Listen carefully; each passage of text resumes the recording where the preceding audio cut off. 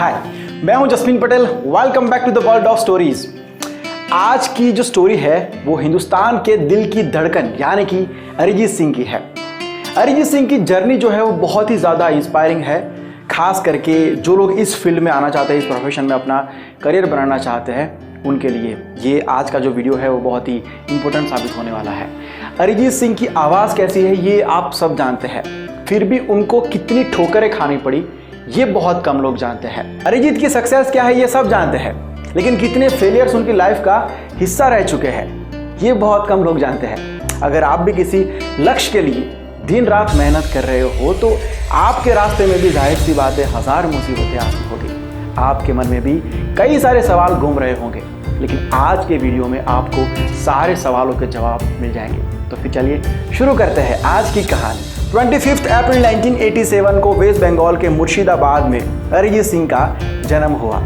उनके पिताजी पंजाबी थे, LIC में काम करते थे, मॉम बंगाली थी और हाउसवाइफ थी। अरिजीत सिंह ने अपनी स्कूल की पढ़ाई जियागंज राजा बिजोय हाई स्कूल से की है और स्कूल की पढ़ाई के बाद उन्होंने जियागंज के शिपर सिंह कॉलेज में एडमिशन लिया था। पढ़ाई की बात करें तो अच्छे खासे थे, ठीक ठाक से थे, लेकिन म्यूज़िक से उनको बहुत ज़्यादा प्यार था और म्यूज़िक से इतना लगाव था, उसका बड़ा रीज़न था उनके फैमिली का बैकग्राउंड। उनके खून में म्यूज़िक था ऐसा कह सकते हैं। एक्चुअली अरिजीत सिंह के ननिहाल का संगीत के साथ बड़ा गहरा रिश्ता है।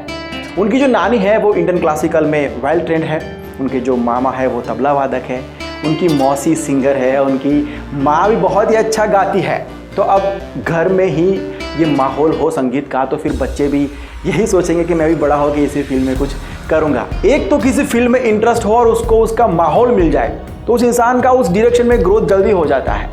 अब ये फैमिली ने भी देख लिया था कि अरिजीत को म्यूज़िक की दुनिया बड़ी अच्छी लगती है, तो उन्होंने तय किया कि हम अरिजीत सिंह को प्रोफेशनल ट्रेनिंग दिलाएंगे म्यूज़िक के अंदर। देखो ये बात है फैमिली सपोर्ट की। बच्चा बड़ा होकर क्या बनेगा ये काफ़ी डिपेंड करता है कि उसकी फैमिली ने उसको कितना सपोर्ट किया था बचपन में। बहुत सारे केसेस ऐसे होते हैं जो बिना सपोर्ट के भी आगे बढ़ जाते हैं, लेकिन बहुत सारे केसेस में ऐसे भी होता है कि टैलेंट, बहुत ज़्यादा टैलेंट होने के बावजूद भी वो टैलेंट दरवाजे के अंदर बंद रह जाती है क्योंकि फैमिली का सपोर्ट नहीं मिल पाता। अगर आप पेरेंट्स और इस वीडियो को देख रहे हैं तो हम आपसे कहना चाहेंगे कि अगर आपका बच्चा कुछ करना चाहता है तो उसको सपोर्ट ज़रूर से करना, भले ही आपके खानदान में उस फील्ड में किसी ने कुछ ना किया हो। अरिजीत सिंह ने पंडित राजेंद्र प्रसाद हजारे जी से इंडियन क्लासिकल म्यूजिक की ट्रेनिंग ली है। देखो अगर आप इस फील्ड के हो तो इस बात को ध्यान से सुनना, तबला वादन की शिक्षा उनको दी है धीरेन्द्र प्रसाद हजारे जी ने, और रविंद्र संगीत और पॉप म्यूजिक अरिजीत सिंह को सिखाया है वीरेंद्र प्रसाद हजारे जी ने। तो ऐसे अरिजीत सिंह की संगीत की जो नींव है वो बहुत ही मजबूत हो गई थी बचपन में ही। अब ज़रूरत थी एक मौके की, एक प्लेटफॉर्म की। तो 2005 में सोनी टीवी पर एक रियलिटी शो आया, सिंगिंग रियलिटी शो का नाम आपको पता ही है, फेम गुरुकुल। लेकिन अरिजीत सिंह को इस शो में पार्टिसिपेट नहीं करना था, उनका मन ही नहीं था। तो उनके गुरु ने यानी कि राजेंद्र प्रसाद हजारे जी ने अरिजीत सिंह को कहा कि बेटा तुझे इंडियन क्लासिकल म्यूजिक के आगे भी बहुत कुछ सीखना चाहिए, यहाँ तक तुझे सीमित नहीं रहना चाहिए। और दूसरा बड़ा रीज़न ये था कि अरिजीत सिंह शंकर महादेवन जी के बहुत ही बड़े फैन हैं, क्योंकि उनका जो बैकग्राउंड है वो भी क्लासिकल है। तो अरिजीत को बाद में ये पता चला कि इस शो के अंदर शंकर महादेवन जी जज होंगे, तो ऐसे करके उन्होंने फिर इस शो में पार्टिसिपेट करने का फैसला कर लिया। अब यहाँ से देखो अरिजीत का सफ़र। अरिजीत एक सोलफुल वॉइस के मालिक तो बन चुके थे पहले से ही, उनके सुर इतने पक्के थे क्योंकि इतनी मेहनत करके प्रोफेशनल ट्रेनिंग लेके यहाँ पर आए थे, तो टैलेंट की कोई कमी नहीं थी। जब भी गाते थे उनकी आवाज़ सीधा दिल को छूती थी, सब लोग उनकी आवाज़ को, उनकी गायकी को पसंद करते थे। फिर भी उनकी किस्मत को ये मंजूर नहीं था कि अरिजीत अभी से स्टार बन जाए। फिर से इस सेंटेंस को सुनना, किस्मत को शायद मंजूर नहीं था कि अरिजीत अभी से स्टार बन जाए। इतना अच्छा गाने के बाद भी उस शो में ऑडियंस उनको वोट ही नहीं करती थी। अरिजीत टॉप 5 में भी नहीं आ पाए थे। वो रोते थे कि कोई फ़ायदा नहीं हुआ मेरी मेहनत का, इतना अच्छा गाने के बाद भी क्या फ़ायदा हुआ, क्या कमी है मुझ में, कोई बता दो, क्यों मैं आगे नहीं बढ़ पा रहा हूँ, क्या मतलब है मेरी टैलेंट का, इतने सालों की मेहनत का।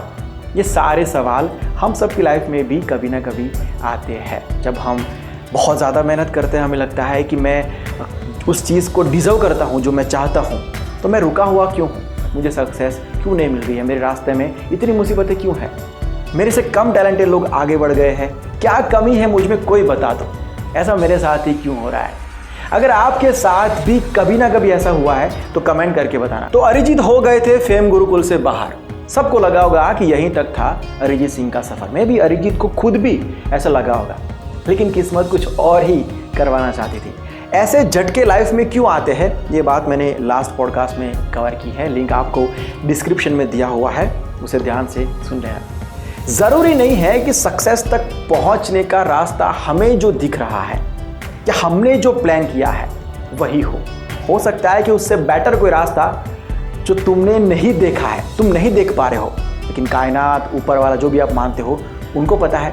अरिजीत भले शो से बाहर हो गए थे, जीते नहीं थे, लेकिन शंकर महादेवन जी बहुत इंप्रेस थे अरिजीत सिंह की आवाज़ से। उन्होंने शो में ही उनको कह दिया था कि आगे बहुत कुछ है अरिजीत, हम साथ में ज़रूर काम करेंगे। शंकर जी ने जो वादा किया था उसे पूरा भी किया। हाई स्कूल म्यूजिकल 2 एल्बम के गाने ऑल फॉर वन आजा नचले में गाने का मौका दिया गया अरिजीत सिंह को। उसके बाद अरिजीत ने एक और रियलिटी शो में पार्टिसिपेट किया था, अगर आपको याद हो, 10 के 10 ले गए दिल, जिसमें फेम गुरुकुल और इंडियन आइडल के कॉन्टेस्टेंट का फेस ऑफ था और ये शो अरिजीत सिंह जीत चुके थे, लेकिन फिर भी अरिजीत सिंह स्टार नहीं बन पाए थे। लेकिन इस शो को जीतने के बाद एक म्यूजिक लेबल में गाने का कॉन्ट्रैक्ट मिल गया था अरिजीत सिंह को। देख रहे हो ना, मतलब भले उनको जो चाहिए वो डायरेक्ट नहीं मिल रहा है, लेकिन आगे जाके कोई ना कोई मोड़ आ रहा है, कहीं ना कहीं पर वो रास्ता उनको ले जा रहा है। अरिजीत ने सोचा कि अब सिर्फ सिंगिंग से काम नहीं होगा, कुछ और भी करना पड़ेगा फॉर बैकअप। तो अरिजीत ने म्यूज़िक प्रोड्यूसर बनने का फैसला किया और बड़े बड़े म्यूज़िक डायरेक्टर्स जो है हमारी इंडस्ट्री के, जैसे कि प्रीतम दा है, विशाल शेखर है, शंकर जी है, मिथुन जी है, उनके साथ उन्होंने म्यूज़िक प्रोग्रामर के तौर पर काम करना शुरू कर दिया। और मुंबई में रहने के लिए इनकम का सोर्स एक क्रिएट करना बहुत ही ज़रूरी होता है। सक्सेस मिलेगी तब मिलेगी, लेकिन तब तक टिकना ये भी बहुत ही बड़ा फैक्टर होता है, जर्नी का एक पार्ट ही है ये। तो ये जो रास्ता उन्होंने चुना था, उससे उनका मुंबई में सर्वाइवल का जो प्रॉब्लम था वो सॉल्व हो चुका था। म्यूजिक का प्रोग्रामिंग करते करते अरिजीत सिंह म्यूजिक की उस डेप्थ को समझ पाए थे। अगर उनको सीधा सक्सेस मिल गई होती पहले तो ये सब वो नहीं कर पाते। अब वो प्लेबैक सिंगिंग के साथ साथ ऐसा कुछ जानते थे जो बाकी सिंगर्स नहीं जानते थे। अब किस्मत ने भी उनको कह दिया था कि Arijit, I am ready to launch you, are you ready or not. हुआ यूँ कि 2010 में म्यूजिक डायरेक्टर प्रीतम दा को 16 फिल्म्स का म्यूजिक तैयार करना था। ध्यान से सुनना, म्यूजिक जब कंपोज होता है तो सिंगिंग के लिए पायलट्स यानी कि रफ सिंगिंग करना पड़ता है पहले, प्रोग्रामिंग के लिए भी वो ज़रूरी है, और सिंगिंग के लैंग्वेज में उसे कहते हैं स्क्रैचेस। तो जो सिंगर आने वाला होता है मेन, वो स्क्रैच के ज़रिए गाता है, उसके रेफरेंस से गाता है, तो इसलिए स्क्रैच ज़रूरी है। तो अरिजीत प्रोग्रामर के साथ साथ अच्छे सिंगर तो थे, कमाल के सिंगर थे, तो अब वो रोज़ 4 से 5 स्क्रैचेस गाने लगे थे। तो प्रीतम दा बड़े इम्प्रेस हुए अरिजीत सिंह की इस डेडिकेशन को देखकर, मेहनत को देखकर। उन्होंने सोचा कि कोई और सिंगर की ज़रूरत ही क्यों है जब ये लड़का इतना अच्छा गा सकता है। तो वहीं से प्रीतम दा ने अरिजीत सिंह को अपनी फिल्मों में गाना गवाना शुरू कर दिया था। लेकिन इस दौरान शंकर महादेवन जी ने भी बहुत ही हेल्प की है, जैसे कि वो सब जगह पर रेफरेंस दे देते अपना अरिजीत को उनकी फिल्म्स में गाना गवाने का मौका देने के लिए। लेकिन उस वक्त सब लोग यही कहते थे, यही रिप्लाई करते थे कि नया लड़का है, लोग पसंद करेंगे नहीं करेंगे। लेकिन जैसे प्रीतम जी ने सारे गाने गवाना शुरू किया, गाने रिलीज़ होने लगे, तब लोगों को पता चला कि यार ये इतना गजब का सिंगर है और लोग पसंद भी करने लगे थे। तो अब सब लोग चाहते थे कि अरिजीत सिंह उनकी फिल्मों में भी गाए। फिर आई आशिकी 2 और उसका गाना तुम ही हो, इस गाने ने अरिजीत सिंह को स्टार नहीं सुपरस्टार बना दिया था। बहुत सारे अवार्ड्स तो मिले थे, चारों तरफ सिर्फ उनकी नाम की चर्चा हो रही थी। और एक ही सवाल कि आप हमारी फिल्म में गाना गाएंगे सर प्लीज़, आपके एक गाने से हमारी पूरी फिल्म हिट हो सकती है, प्लीज़ सर नाम मत कहना। तो ये थी success, we can say grand success, जो शायद फेम गुरुकुल को जीतने के बाद भी शायद नहीं मिल पाती। उस वक्त ये बात लोगों को समझ में नहीं आई होगी, लेकिन अब सब लोग समझ रहे थे कि ऐसा क्यों हुआ था। ऐसा वक्त आ चुका था कि अरिजीत सिंह एक दिन में 16 रिकॉर्डिंग्स करने लगे थे। जिन लोगों ने अरिजीत सिंह को मदद की थी उनके बुरे वक्त में, अरिजीत सिंह ने भी कभी उनको ये नहीं पूछा कि सर आपके गाने का बजट क्या है, कौन सी फिल्म का गाना है, कौन सा हीरो है, कुछ भी नहीं। एक ही सवाल कि सर मुझे कब गाना है और कब गाना है। 6-7 साल के अंदर बंदे ने 650 से ज़्यादा गाने गा लिए थे और आज तक तो ये आंकड़ा बहुत ही ज़्यादा बड़ा हो गया होगा। कई सारे नेशनल इंटरनेशनल शोज़ भी अरिजीत सिंह कर चुके हैं, आज भी करते हैं। सिर्फ हिंदी में ही गाने का ऐसा नहीं है, कई सारे लैंग्वेज में गाने गा चुके हैं और अभी भी ये स्कोर जो है वो बढ़ता ही जा रहा है। आज के वीडियो में मैं यही मैसेज देना चाहता हूँ कि आपको अगर ये लगता है कि आप बार बार फेल हो रहे हो तो ट्वीट मत कर देना यार। हो सकता है कि आपके लिए कुछ बड़ा प्लान हो रहा हो जो शायद आपको नहीं दिख रहा हो। So work hard and keep going, that's it. Arijit Singh से और एक सीखने की बात यह है, बहुत ही बड़ी बात है जो बहुत ही कम देखने को मिलती है, कि इतनी सक्सेस अचीव करने के बाद भी बंदा आज भी ग्राउंड से टच्ड है।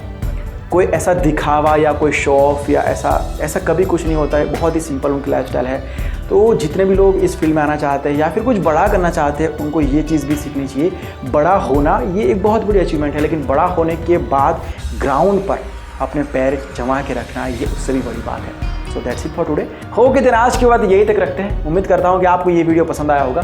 अगर पसंद आया है, सच में पसंद आया है, तो लाइक और शेयर ज़रूर करना। हमारे साथ जुड़े रहना आगे भी, क्योंकि हम यहाँ पर आपके लिए अमेजिंग स्टोरीज़, हर तरीके की स्टोरीज़ लेके आते हैं। और हाँ, अगर आप हमारा मॉर्निंग मोटिवेशन पॉडकास्ट नहीं सुनते हैं तो एक बार ट्राई ज़रूर करना, आपको पसंद आएगा। हम यहाँ पर रोज़ सुबह 6 बजे आपके लिए एक एपिसोड टेलीकास्ट करते हैं। अगर मुझसे डायरेक्ट कुछ कहना है, मेरे लिए कोई मैसेज है, तो ये इंस्टाग्राम आईडी है, लिंक आपको डिस्क्रिप्शन में दिया हुआ है, मैसेज ड्रॉप कर दीजिए। अगर इस वीडियो को आप फेसबुक पर देख रहे हो तो पेज को लाइक कर देना। कॉलिंग कोड आपको मिल गया होगा जल्दी से।